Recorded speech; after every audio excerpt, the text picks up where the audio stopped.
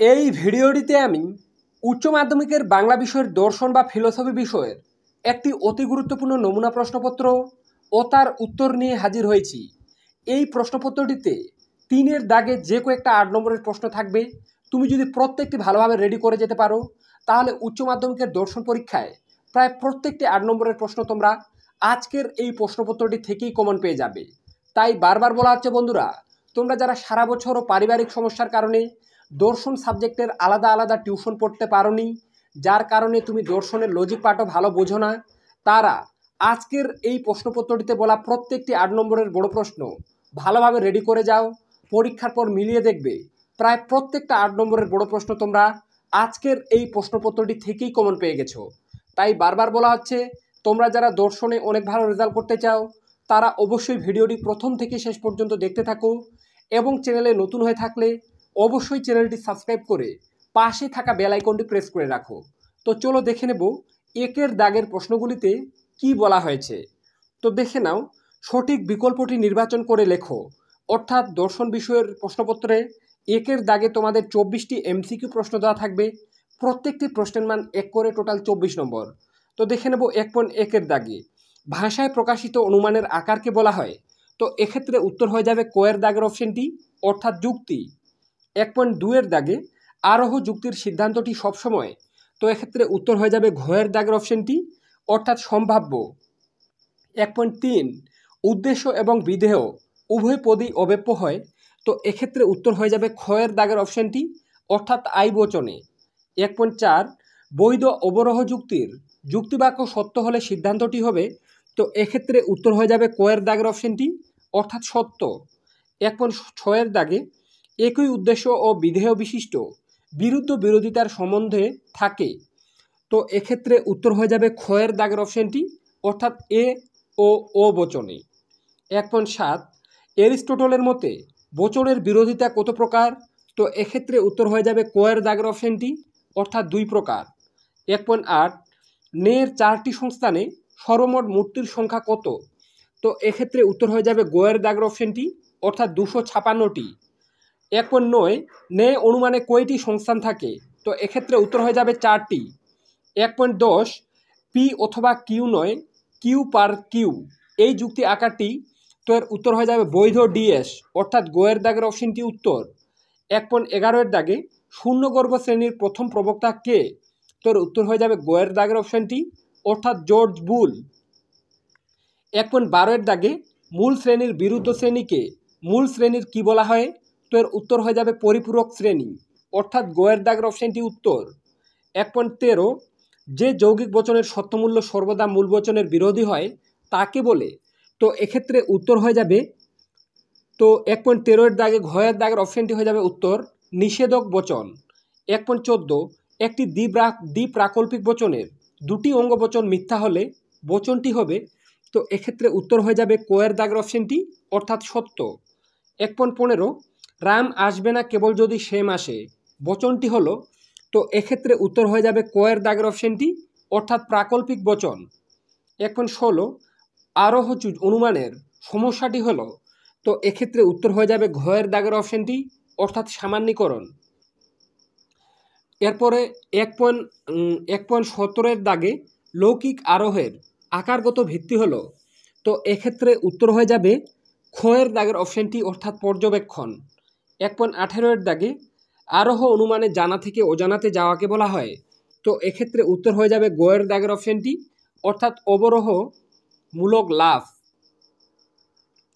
এরপরে দেখে নেব 1.19-এর দাগে বিষপান মৃত্যুর পর্যাপ্ত সত্য এটি হলো। তো এক্ষেত্রে উত্তর হয়ে যাবে কয়ের দাগের অপশনটি, অর্থাৎ পর্যাপ্ত শর্ত অর্থে। 1.20 সুইচ টেপা আলো জ্বালার। তো এক্ষেত্রে উত্তর হয়ে যাবে কয়ের দাগের অপশনটি, অর্থাৎ আবশ্যিক শর্ত। 1.21-এর দাগে কারণ হলো কার্যের অব্যবহিত শর্তান্তরহীন অপরিবর্তনীয় পূর্ববর্তী ঘটনা বলেছেন।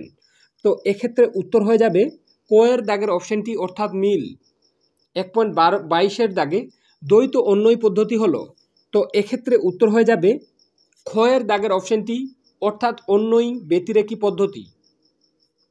দ্বৈত অন্যয় পদ্ধতি, বারবার বলছি, উত্তর হয়ে যাবে ক্ষয়ের দাগের অপশনটি অন্যয় ব্যতিরেকী পদ্ধতি। 1.23-এর দাগে অবৈধ সামান্যীকরণ দোষ হয় যে পদ্ধতির অপপ্রয়োগের ফলে তা হলো, তো এক্ষেত্রে উত্তর হয়ে যাবে কয়ের দাগের অপশানটি, অর্থাৎ অন্যই পদ্ধতির অপপ্রয়োগের ফলে। 1.24 দাগে মিল যে পদ্ধতিকে প্রধানত আবিষ্কারের পদ্ধতি প্রমাণের পদ্ধতি নয় বলেছেন তা হলো, তো এক্ষেত্রে উত্তর হয়ে যাবে কয়ের দাগের অপশানটি, অর্থাৎ অন্যই পদ্ধতিকে।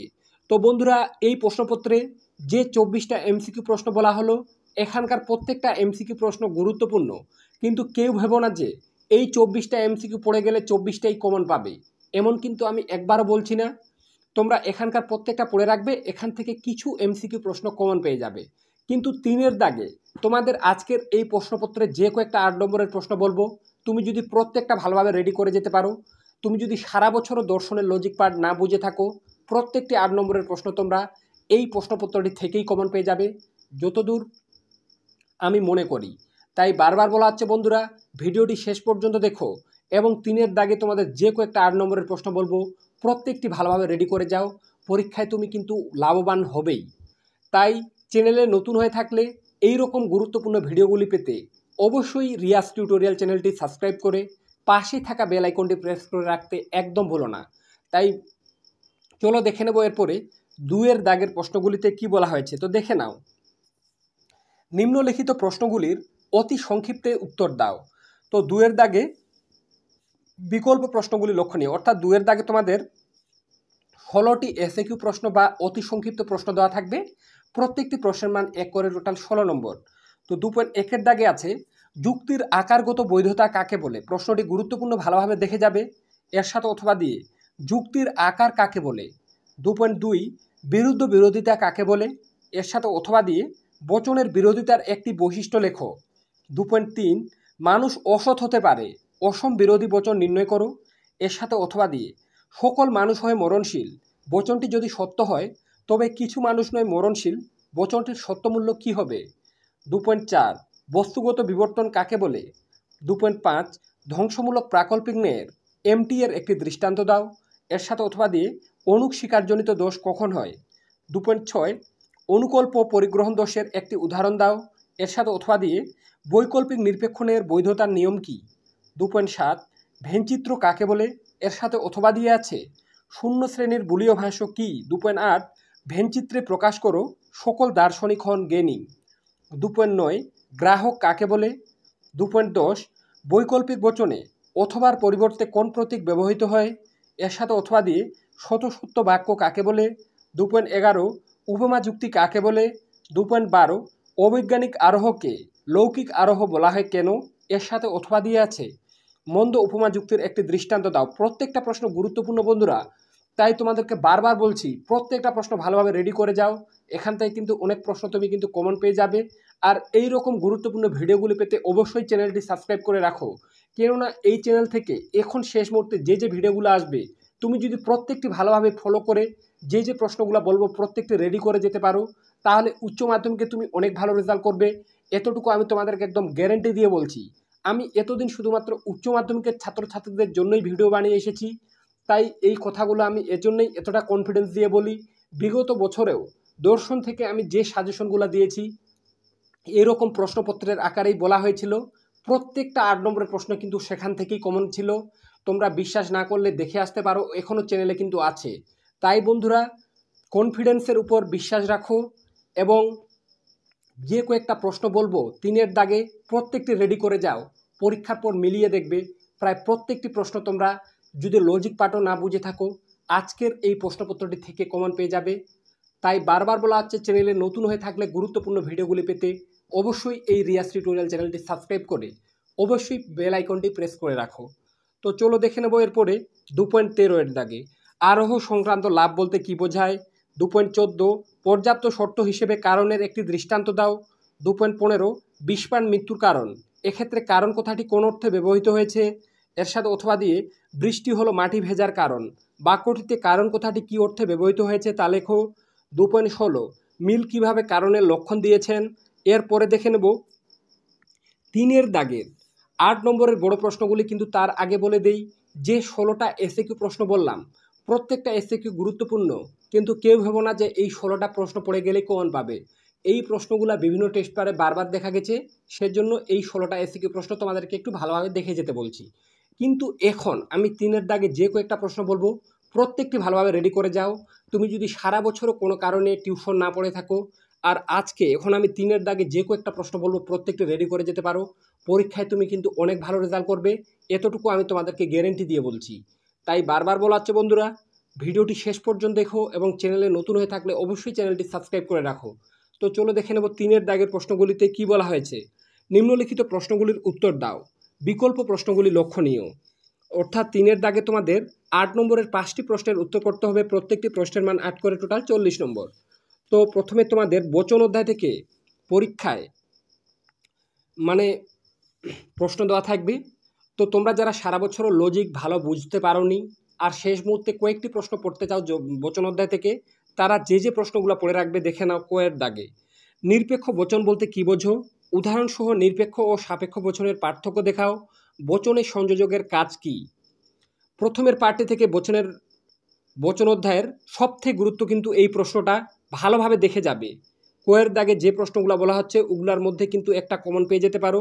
এছাড়া অথবা দিয়ে বচন বলতে কী বোঝো, উদাহরণসহ বাক্য ও বচনের মধ্যে পার্থক্য লেখো, নিরপেক্ষ বচনের গুণ ও পরিমাণ বলতে কী বোঝো, গুণ ও পরিমাণ অনুসারে বচনের শ্রেণীবিভাগ করো।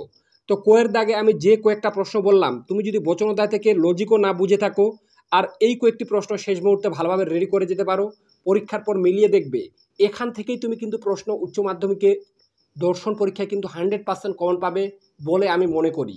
তাই বন্ধুরা, বারবার বলা হচ্ছে প্রত্যেকটি প্রশ্ন ভালোভাবে রেডি করে যাও।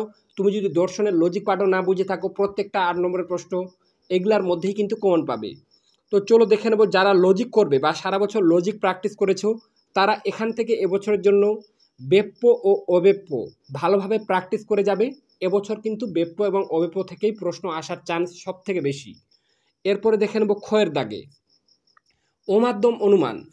তো অমাধ্যম অনুমান থেকে এবছরের জন্য গুরুত্বপূর্ণ ক্ষয়ের দাগে দেখে নাও অমাধ্যম অনুমান কি, দৃষ্টান্ত সহকারে মাধ্যম ও অমাধ্যম অনুমানের মধ্যে পার্থক্য ব্যাখ্যা করো, নিষেধমূলক আবর্তন বলতে কী বোঝো, এই আবর্তন কি বৈধ। এই প্রশ্নটা খুবই গুরুত্বপূর্ণ। ক্ষয়ের দাগে যে প্রশ্নটা বললাম এটা কিন্তু উচ্চ মাধ্যমিক পরীক্ষায় এবছর এই পার্টটা থেকেই প্রশ্ন আসার চান্স, অমাধ্যম অনুমান থেকে। আর অথবা দিয়ে আরও পড়ে রাখবে আবর্তন কাকে বলে, এ বচনের সরল আবর্তন সম্ভব নয় কেন, ও বচনের আবর্তন সম্ভব নয় কেন, বিবর্তন কাকে বলে, দৃষ্টান্ত সহ বিবর্তনের নিয়মগুলি ব্যাখ্যা করো, বস্তুগত বিবর্তনকে কি প্রকৃত বিবর্তন বলা চলে।